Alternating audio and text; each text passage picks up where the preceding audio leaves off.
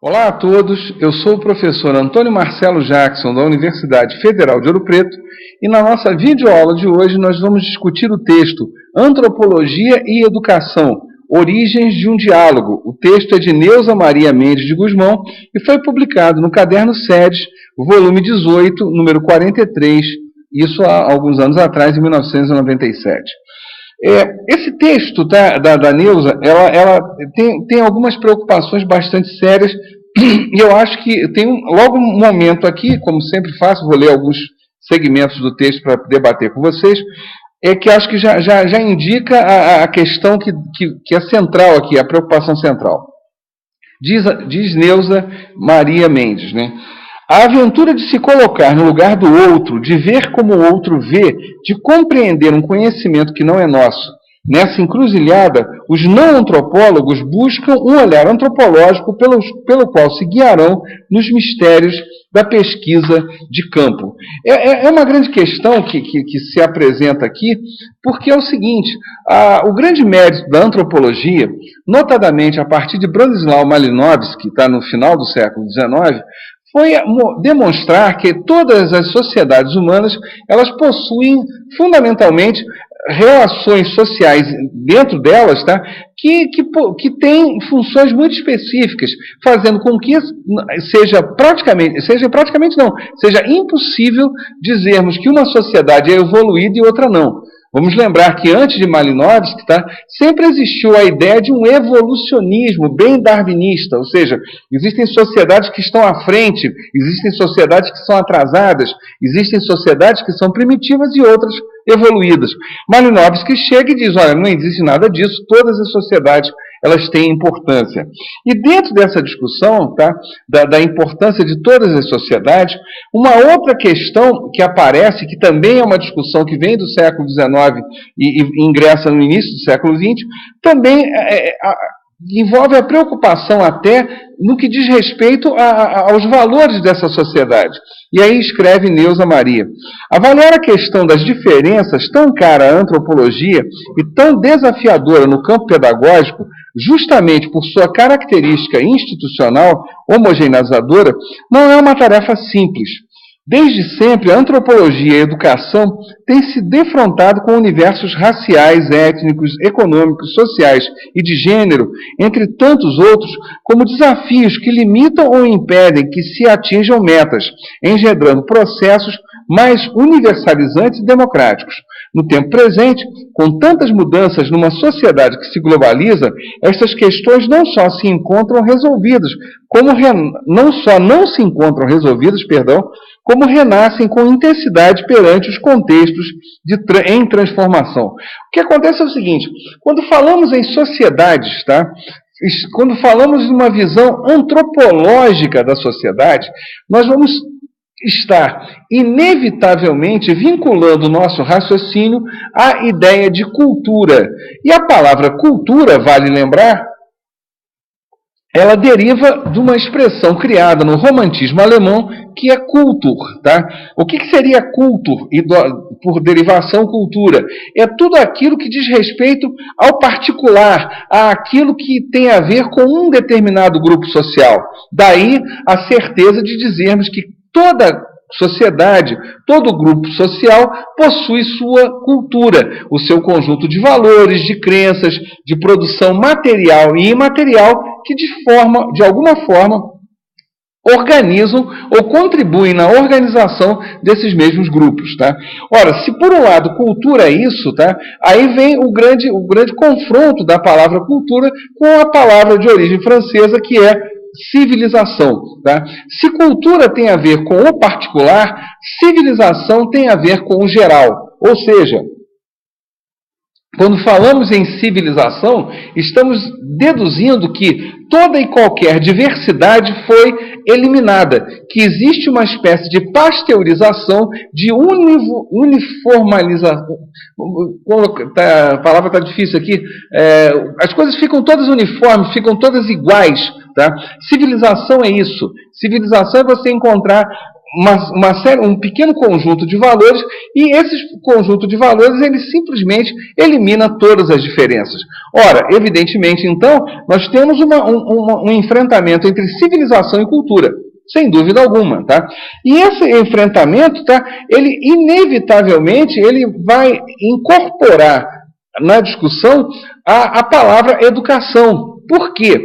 Porque quando falamos em educação, qual é o grande desafio, tá? Ou qual é uma tendência generalizante, perdão?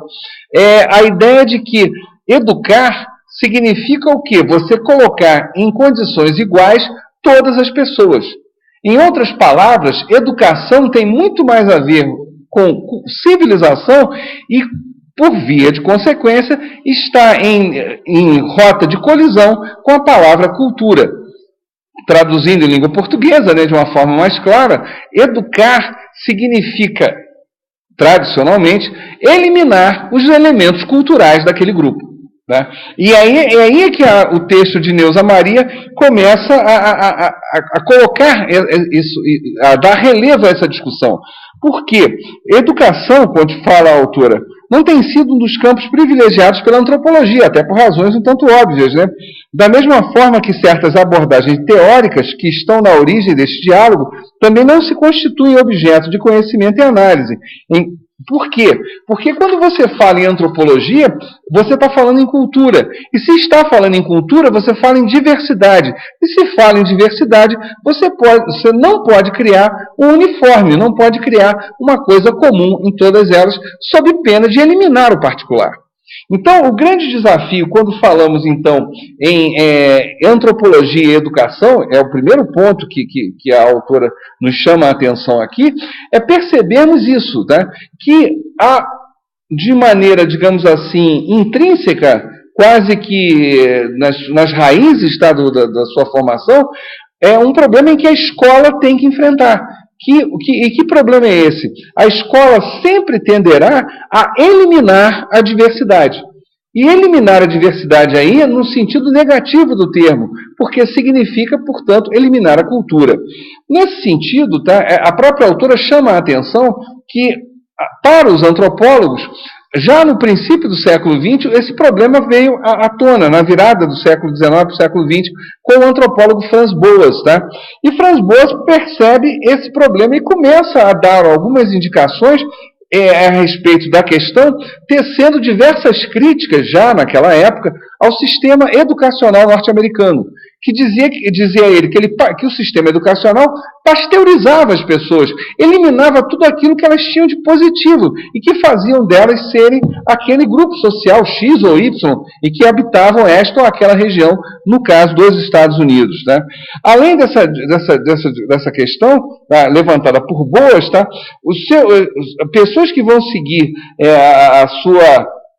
suas ideias, notadamente Margaret Mead, tá, nos Estados Unidos, ou então Ruth Benedict, elas vão também antropólogos, elas vão também chamar mais a atenção disso, colocando talvez algumas pequenas saídas para a escola, tá? Ou pelo menos elementos que a escola deveria se preocupar ao lidar com a questão educacional. Ou seja, o fato de você ter que educar um grupo de crianças ou um grupo de pessoas, quaisquer, não interessa. O fato de ter que transmitir um conhecimento para esse grupo não significa, em hipótese alguma, que você deve, pura e simplesmente, eliminar as particularidades daquele grupo social. Muito pelo contrário, você talvez possa até aproveitar, ou deve até aproveitar dessa diversidade para tentar produzir aquele conhecimento que você deseja tanto. Em outras palavras, é como se Margaret Mead e Ruth Benedict dissessem o seguinte: ao invés de você chegar com um pacote pronto na sala de aula e impor esse pacote aos alunos de maneira quase tirânica, tá? Por que não você ter um pacote sem problema nenhum, mas tentar observar nessa diversidade cultural daquele grupo elementos que esse grupo tem, para que a partir daí possa sim você criar vínculos entre a cultura daquele grupo social com os elementos educacionais que você deseja transmitir, né? Nesse sentido, continua a autora, quando vemos as dificuldades das escolas, em particular das escolas públicas de periferia, Perdão, o fato de a escola como valor não fazer eco entre os estudantes, a indisciplina violenta, a evasão escolar e sua face mais cruel, a exclusão social, só para citar alguns problemas do nosso tempo, cabe perguntar qual a natureza dos riscos de que falava Boas, né, Franz Boas. Qual a natureza dos riscos de hoje? Para ele, a realidade de seu tempo apontava um risco para os povos do futuro e para o futuro da própria civilização. A razão era que, historicamente, a nossa sociedade e a escola, que lhe é própria, não desenvolviam e não desenvolvem mecanismos democráticos perante as diversidades social e cultural. Ou seja, o que a autora chama a atenção aqui, notadamente para as escolas de periferia, tá, das várias cidades brasileiras, é que o professor chega, repito, né, vou usar a expressão que eu usei há um minuto atrás, um pacote pronto, tá? Esse pacote ele é simplesmente imposto aos alunos sem se dar a menor condição de que o aluno possa expressar quais os elementos que ele tem. O professor, por sua vez, não percebe isso, né? ou não deseja perceber, ou não tem condição de perceber. E com isso, o que acaba acontecendo? Tá?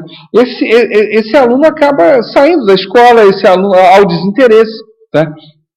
Porque, de fato, tá, o caso ali, quer dizer, o professor estaria apresentando uma informação que, em última análise, não teria a menor utilidade, pelo menos não de forma direta, para aquele aluno naquela realidade social. É claro, aqui não estamos aqui, vamos tomar muito cuidado com esse tipo de análise, não estamos aqui dizendo que o professor, então, deva se transformar em 1000. Não é essa a questão. Ou que tudo deva ser tolerado. Não, também não é isso, tá? Mas o que está sendo dito é perceber até que ponto certos elementos, certos itens que o professor carrega, tá, no seu pacote, né, que ele vai transmitir ao aluno, esses itens não devam ser como que negociados com aquela realidade social. Tá? Então, quer dizer, ou com os elementos culturais daquela sociedade. Continua a autora. Assim, a antropologia nasce de relações historicamente constituídas entre os homens e, por sua natureza, busca compreender o outro diferente de si, de seu mundo de origem, a Europa do século XIX, dialogando com outras formas de conhecimento, tendo por base e pressuposto central o mundo da cultura, as relações entre os homens e a construção do saber. O objetivo é assimilar o indivíduo à ordem social propiciadora do nós coletivo e que, ao mesmo tempo em que se integra buscando homogeneizar, diferencia cada um por suas características pessoais, por gênero, por idade, garantindo o equilíbrio da vida em sociedade. A educação realiza-se, então, no interior da sociedade, compostas por diferentes grupos e culturas, visando um certo controle sobre a existência social de modo a assegurar sua reprodução por formas sociais coletivamente transmitidas. A educação, nessa forma primeira, é uma modalidade de ajustamento psicossocial que resulta numa forma de controle social, com base na organização social e no horizonte cultural, partilhado por um grupo. Um aspecto a considerar é que a cultura é aí entendida como técnica social de manipulação da consciência, da vontade e da ação dos indivíduos, com a finalidade de modelar as personalidades humanas dos membros do grupo social, tal como afirma Florestan Fernandes ao tratar da educação entre os tupinambás. É interessante percebermos o seguinte, e aí ela cita o estudo do Florestan Fernandes, que é um clássico, né, O Índio no Mundo dos Brancos, tá? Onde ele percebe que todo sistema educacional, ele é, antes de qualquer coisa, um sistema de controle social. É interessante porque é comum observarmos pessoas falarem de maneira quase que ingênua, falarem o seguinte, que a educação ela é algo que liberta. Ora, sejamos muito sinceros, antes de mais nada, educação é algo que aprisiona, né? É uma forma de controle social. E essa forma de controle social não é um privilégio das sociedades digamos assim, urbanas, tá? Mas em qualquer sociedade, tá? A educação ela é tratada dessa forma, ela aparece como uma forma de controle social. Então, quer dizer, se ela é uma forma de controle social, que seja até um controle de maneira, digamos assim, positiva, no sentido de ordenamento, e não no sentido de opressão. Continua a autora, e aí já agora confrontando de forma direta antropologia e educação. Este e outros exemplos entre os grupos tribais, como o Arapesh, estudados por Mead, ou os japoneses, estudados por Ruth Benedict, revelam a existência de um sistema de interpretação de um modo de vida, mas também de uma pedagogia, como diz Galli, que se formaliza como técnica e ritual educativo, criando sistemas especializados nessas técnicas e ritos. Nesse sentido, cultura e educação são termos que se invocam e se concitam mutuamente, como afirma Kazanga e Mesa. Segundo esses autores, permanentemente envolvido no processo educativo pelo simples fato de estar vivendo, o homem está aprendendo na sociedade pela cultura. A sociedade é o meio educativo próprio do homem, ainda que a todo momento não tenha consciência disso. No pano de fundo da história, os processos culturais revelam-se arbitrários, posto que objetivam não apenas a produção e a reprodução da sociedade em que está e se vive, mas objetivam também interesses e metas que, indo além da própria sociedade, envolvem outras sociedades, outros grupos sociais, outras culturas. Ora, o que acontece então? É como se você tivesse o seguinte: você já tem a cultura, que é uma forma de controle social e é educacional dessas pessoas. Elas são educadas, elas são moldadas por meio daquelas relações culturais produzidas naquele grupo social. E aí você tem a escola, que apresenta um outro sistema também, uma outra forma de coerção, uma outra forma de moldagem, digamos assim. Então, é evidente, tá, que essas duas coisas juntas, tá, elas não necessariamente não vão funcionar de uma forma pacífica. Daí aquele momento que lemos aqui um segmento do texto há um minuto ou dois atrás, quando há o problema, por exemplo, da evasão escolar. Quer dizer, por quê? Aí a gente começa a entender melhor o porquê da evasão escolar, e aí podemos dizer, inclusive, podemos entender a evasão a partir de um prisma pedagógico. De um lado, o aluno ele foi educado pela sua cultura e ele já se sente como que formado dentro daqueles valores. Do outro, chega o professor ou a professora que apresenta uma outra forma de educação, não necessariamente complementar ou que explique aquele aluno o porquê do seu comportamento. Então é óbvio que com o choque, aquele aluno vai preferir, por razões mais do que óbvias, ficar dentro do seu grupo social. Daí ele abandona a escola. Tá? Então é como se você falasse: olha, eu fui educado dessa forma e você me apresenta uma outra forma de educação, e que, como as duas não se completam, ora, então eu saio fora, eu abandono isso, não me interessa, eu prefiro sobreviver naquilo que eu já fui educado, que é o meu grupo social. A compreensão das diversas sociedades humanas em seus próprios termos, através de questionamento dos valores e das convicções de nossa sociedade, como diz Novaes, permite o conhecimento através da crítica ao etnocentrismo, à intolerância e à não aceitação da diferença. A superação do etnocentrismo, a apreensão do diverso para compreendê-lo em relação, significa relativizar o próprio pensamento para construir um conhecimento que é outro, alargado, como diria Merleau-Ponty, um conhecimento como ciência, ou seja, a realidade como realidade vivida e experimentada pela compreensão de outras sociedades da própria cultura. Nesse movimento de tensão e compreensão reside a natureza do diálogo entre a antropologia e a educação, já que ambas são devedoras científicas do processo de imposição de si ao outro, posto pelo desenvolvimento do mundo colonial e do colonialismo ocidental, cuja meta visava suprimir toda e qualquer alteridade em nome de um modelo de vida cultural e pedagógico de tipo etnocêntrico, autocentrado e homogeneizador. O diálogo revela como ponto comum a cultura, entendida como instrumento necessário para o homem viver a vida, distinguir os mundos da natureza e da cultura, e ainda como lugar a partir do qual o homem constrói um saber que envolve processos de socialização e aprendizagem. Ora, o que a autora nos chama a atenção aqui, então? Que, olhando apenas no seu formato, tanto a cultura quanto a educação, conforme disse e repito mais uma vez, são elementos de controle social. Muito bem, tá? Só que a cultura, essas relações sociais, elas produziram alguma coisa, tá? Que chamamos de cultura, da mesma forma como a escola também produz relações sociais e que podem e devem ser denominadas como cultura. Então, por que não, é o que diz a autora, por que não utilizar essa coisa comum, já que estamos falando de elementos culturais, tá?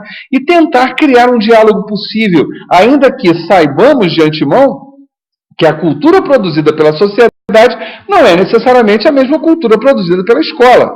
Tá? Entretanto, sabemos que ambas possuem como que uma estrutura muito parecida, tá? Se não igual, mas que guarda certas semelhanças, que possuem certas funções ordenadoras, que possuem formas e funções que permitem a compreensão mútua das pessoas. Tá? Então, exemplo, se eu digo que eu só posso transmitir o conhecimento por meio da linguagem, e uma linguagem que seja compreendida pelo outro, tá? Então eu vou observar nessa sociedade elementos culturais e da linguagem que essa sociedade utiliza, e quem sabe, utilizando esses elementos dessa linguagem própria da sociedade, eu consiga transmitir o conhecimento que eu tanto desejo e me fazer compreender por aquele grupo de pessoas, no caso, os alunos. Né? Quer dizer, é isso que é interessante aqui, o que coloca. E aí vamos continuar com a autora. As origens da antropologia e do fazer antropológico como ciência, ou melhor dizendo, de um modo de fazê-la, tem a ver com a expansão do mundo colonial, conforme ela própria já havia dito há pouco antes. Assim, afirmar-se que o olhar antropológico não é um único olhar, mas qualquer que seja ele, é dependente de pressupostos que orientam as perguntas que são feitas e indicam caminhos de busca das possíveis respostas. Isto quer dizer que, dependendo de onde se parte, tem-se configurados modos diversos de fazer uma mesma ciência, no caso a ciência antropológica, com base em diferentes teorias que sustentam. Então, quer dizer, você tem várias formas de você pensar essa questão cultural. A primeira, e aí ela vai listar aqui algumas delas. Tá? A primeira, que já foi abandonada há muito pela antropologia, mas que, lamentavelmente, nós identificamos na pedagogia, na educação, algumas vezes o comportamento disso, é o evolucionismo. Ou seja, pressupõe-se que uma cultura X é mais evoluída que a cultura Y. Se chegarmos, por exemplo, vamos traduzir isso num exemplo prático. Se eu chego numa escola, eu como professor, entendendo que a minha cultura, no caso ali o conhecimento, é mais evoluído que a cultura do aluno, né? Bom, eu já comecei errado. Né? Eu não posso partir desse princípio. Eu tenho que partir do princípio que eu tenho um elemento qualquer, que é um valor qualquer cultural, e eu sei que o aluno também tem o seu. E aí eu tenho que descobrir mecanismos de como transmitir esse valor para aquele aluno, entendendo que existe um determinado mundo que cobrará os valores que eu estou transmitindo. Né? E não partir, repito, do pressuposto que eu seja mais evoluído que ele. Aí é um erro, e isso, de uma forma geral, a antropologia já superou. Há um segundo, que está lá em Franz Boas, né, que acabou se denominando culturalismo. Né? Boas revela como a diversidade do social é desrespeitada no modelo político de desenvolvimento americano, já que as diferenças sociais ou culturais de gênero, raça ou etnia são ainda pensadas a partir das ideias evolucionistas. Com isso, Boas influencia muitos outros a pensar a questão da diferença como parte de mecanismos culturais, referidos a pequenos grupos ou regiões que exigem um intenso trabalho de campo junto a esses grupos, para que seja possível compreendê-los. O fator científico que se instaura nessa concepção particularista da história humana, chamada também de história cultural ou culturalismo, tem por significativo o fundamental dessa ciência chamada antropologia, o trabalho de campo, e elege como central para pensar as sociedades humanas o conceito de cultura. Ou seja, esse caso aqui do Franz Boas Ele chama a atenção, a diferença aí desse elemento, dessa nova forma, que é o culturalismo, parte de um pressuposto obrigatório. Há que existir uma espécie de pesquisa de campo, ou seja, eu preciso me deslocar até o outro, até a realidade do outro, para entender, tá, as suas regras, as suas lógicas sociais, como é que essa coisa funciona, tá? Como é que eu vou dizer? Como é que eu posso, como é que essas relações sociais elas são efetivamente produzidas? Que sem isso, sem esse contato, eu não consigo realizar, né? Uma outra forma que é um pouco parecida com o culturalismo aparece com Malinowski, né? Com o culturalismo, né? Que é o funcionalismo. O funcionalismo, cujo representante maior será Malinowski, segundo Laplatino, são os pais fundadores, né, Boas e Malinowski, da etnografia, na medida que percebem e sistematizam os caminhos pelos quais o pesquisador deve ele mesmo efetuar no campo a própria pesquisa. Com eles, o trabalho de campo se torna a própria fonte de pesquisa e a condição modular da antropologia como ciência da alteridade, que, segundo Laplatini, se dedica ao estudo das lógicas particulares da cultura. Ou seja, o funcionalismo é uma espécie de radicalização do culturalismo. Eu sei pelo culturalismo que existem elementos diferentes. Faço uma pesquisa de campo. Agora, no caso do funcionalismo, é o próprio pesquisador, é o próprio antropólogo que deve ir, ele sim, tá, a outra sociedade, ele deve conviver com as outras pessoas para que efetivamente ele possa entender a lógica dessa sociedade, a cultura dessa sociedade.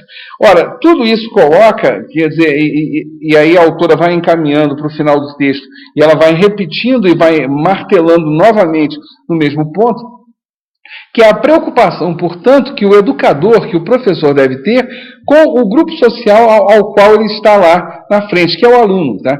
Essa relação professor-aluno deve, de alguma forma, tentar transitar por alguma espécie de negociação das realidades locais, tá? Evidentemente, tá? Isso significa o quê?